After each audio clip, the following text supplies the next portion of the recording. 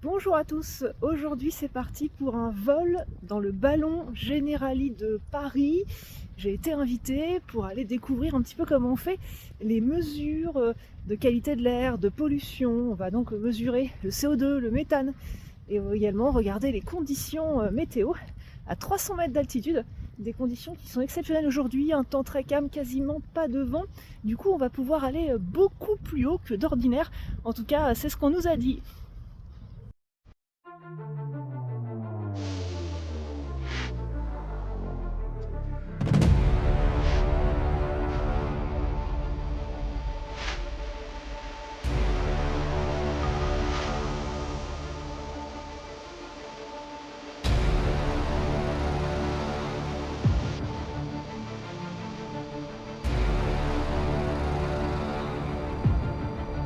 Et voilà, ça y est, nous sommes redescendus du ballon Generali. Alors on n'a pas été à 300 mètres finalement, on a dépassé un petit peu les 150 mètres, autour de 165 mètres d'altitude. C'est déjà beaucoup, hein. Quand on regarde d'en haut, on a l'impression d'être très très haut. On a eu quelques secousses, un petit peu de vent en altitude et du coup je vous avoue que tout notre groupe de journalistes présentateurs météo a eu un peu peur et donc on a redemandé à descendre parce que c'était quand même assez impressionnant et on ne voulait pas prendre de risque, même si évidemment il n'y a aucun risque a priori. En tout cas on a pu se rendre compte qu'on a beaucoup de pollution aujourd'hui, pas d'ozone mais un pic de pollution en particules fines. Donc en allant un petit peu plus en hauteur on a été encore plus confronté à la pollution et c'est ça l'intérêt de ce ballon justement, c'est de mesurer la pollution en bas au niveau du sol mais aussi à 150 et parfois à 300 mètres pour des vols scientifiques, puisque les niveaux de pollution sont différents entre la base du sol et la hauteur. Il faut savoir qu'on a plus de pollution d'ailleurs en altitude, puisque là on a toute la pollution avoisinante qui se mêle, qui est mélangée